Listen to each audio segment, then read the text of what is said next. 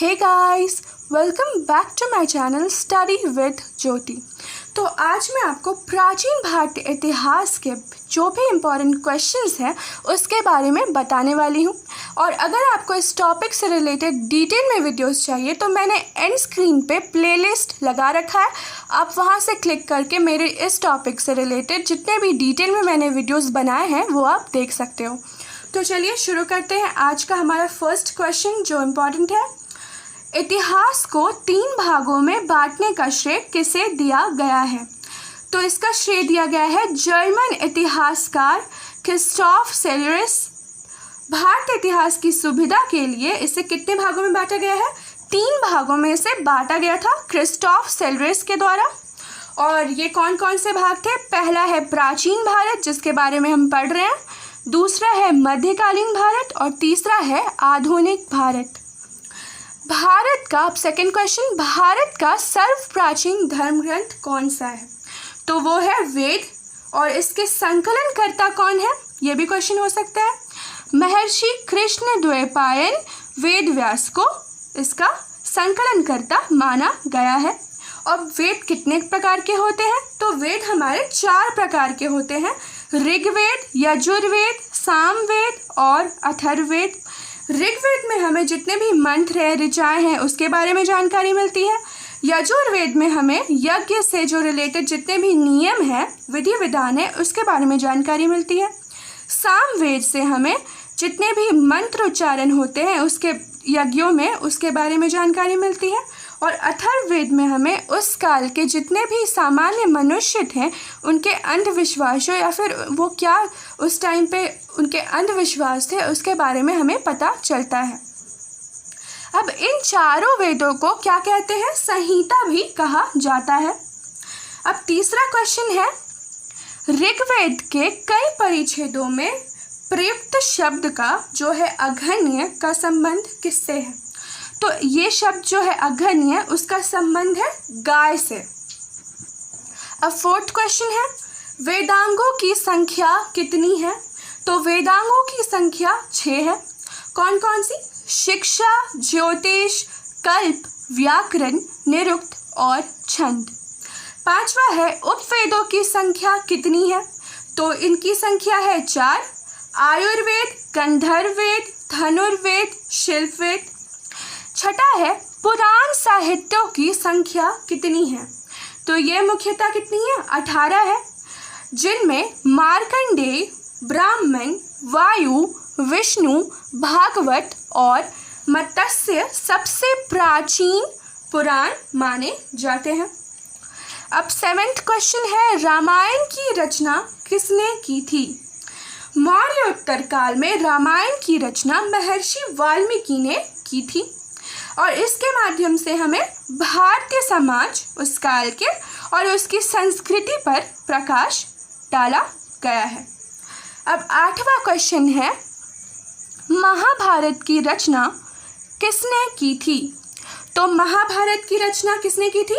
महर्षि वेद व्यास ने महाभारत की रचना की थी। अब है, महाभारत का प्रारंभिक नाम क्या था? तो महाभारत का प्रारंभिक नाम था जय संहिता और इसका नाम बदला गया। क्यों? क्योंकि इससे भारत वंशों की कथा थी। अब इस जो जय संहिता थी उसमें भारत वंशों की कथाओं का वर्णन किया गया था, इसलिए यह अंततः महाभारत के रूप में सामने आया। अब 10th है, स्मृति ग्रंथों में सबसे प्राचीन और प्रमाणित ग्रंथ कौन सा है? तो वो है मनुस्मृति और यह शुंग काल का मानक ग्रंथ है। और आगे क्वेश्चन है, सबसे प्राचीन बौद्ध ग्रंथ कौन सी है? तो वो है त्रिपिटक, यह सबसे प्राचीन बौद्ध ग्रंथ मानी जाती है। और कितने प्रकार के त्रिपिटक है? सुत्त पिटक, विनय पिटक और अभिधम पिटक। अगर आपको इसके बारे में डिटेल जाना है तो आप मेरे बाकी वीडियोस को देख सकते हो, मैंने उसमें डिटेल में से अच्छे से समझाया है। रचना, इसकी रचना कब की गई थी? भगवान बुद्ध के निर्वाण प्राप्त करने के बाद इसकी रचना की गई थी। इन त्रिपिटकों की रचना की गई थी। अब आगे है महात्मा बुद्ध की पूर्व जन्मों की कथाएं किसमें मिलती हैं? तो पूर्व जन्मों की कथाएं जातक कथा में मिलती हैं। आगे है, मिलिंद पन्हों में किसके वार्तालाप को दर्शाया गया है? तो इसमें यूनानी राजा जो मेनांडर था और बौद्ध भिक्षु नागसेन के बीच जो वार्तालाप हुआ है उसको मिलिंद पन्हों में दर्शाया गया है। अब हम आगे आते हैं।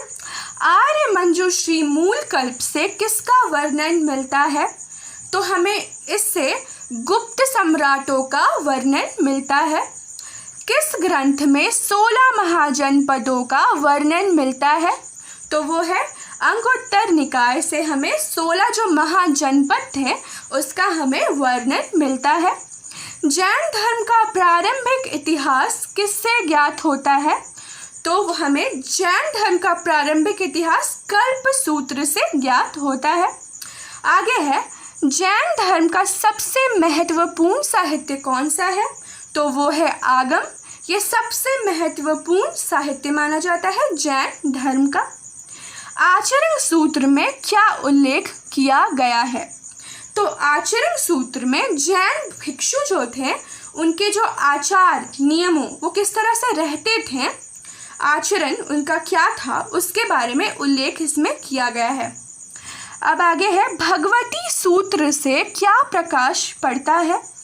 तो महावीर के जो जीवन था उस पर हमें जानकारी मिलती है किससे? भगवती सूत्र से। ये बहुत ही ज़्यादा इम्पॉर्टेंट है और इसमें हमें 16 महाजनपदों का भी उल्लेख मिलता है। आगे है, मुद्रा राक्षस किसके द्वारा लिखी गई है? तो मुद्रा राक्षस विशाख दत्त द्वारा लिखी गई है और इससे हमें मौर्य काल की घटनाओं पर प्रकाश पड़ता है। कथा सरित सागर किसने रचना की थी इसकी? तो इसकी रचना सोमदेव ने की थी और इससे हमें मौर्य काल की घटनाओं पर प्रकाश पड़ता है। आगे है, वृहत कथा मंजरी किसने रचना की थी इसकी? तो क्षेमेंद्र ने इसकी रचना की थी वृहत कथा मंजरी की और ये हमें मौर्य काल की घटनाओं पर प्रकाश डालता है। आगे है, महाकाव्य किसके द्वारा रचित साहित्य है? तो महाकाव्य पतंजलि द्वारा रचित है और इसमें हमें शुंग वंश के इतिहास पर प्रकाश पड़ता है। आगे है, मालविकाग्निमित्रम किसके द्वारा रचित साहित्य है? तो ये कालिदास द्वारा रचित है और इसमें हमें शुंग वंश के इतिहास पर प्रकाश पड़ता है।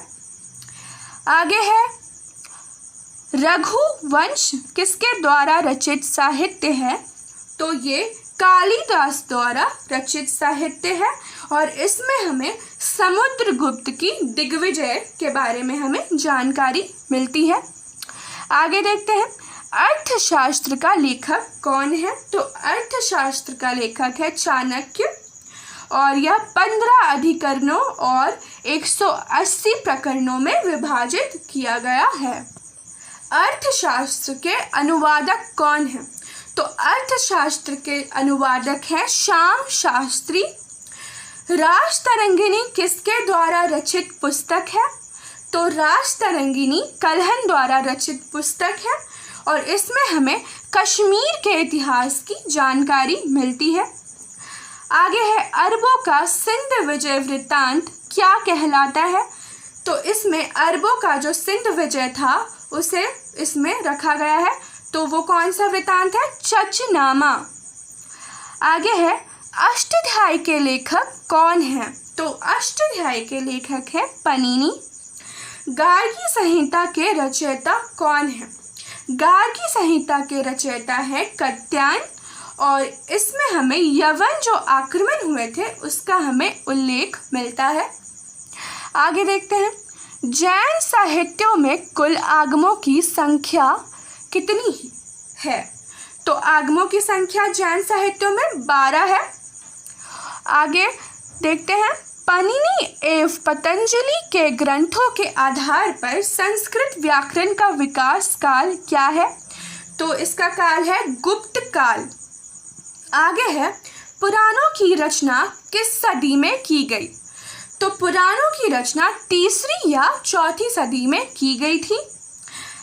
किस गुप्त शासक के दरबार में आयुर्वेद का विद्वान तथा चिकित्सक धन्वंतरी रहते थे? तो किसके दरबार में ये जो चिकित्सक थे धन्वंतरी? तो वो है चंद्रगुप्त विक्रमादित्य के दरबार में जो आयुर्वेद के विद्वान थे धन्वंतरी रहते थे। तो आज के लिए इतना ही, और इस इम्पॉर्टेंट क्वेश्चन से रिलेटेड मैं और भी बहुत सारे वीडियोस बनाने वाली हूँ। तो प्लीज़ आप इस वीडियो को एंड तक देखें, और अगर आपको डिटेल में इसकी जानकारी चाहिए तो आप प्लेलिस्ट से मेरे इस टॉपिक से रिलेटेड जितने भी वीडियोस मैंने बनाए हैं आप देख सकते हो एंड स्क्रीन से।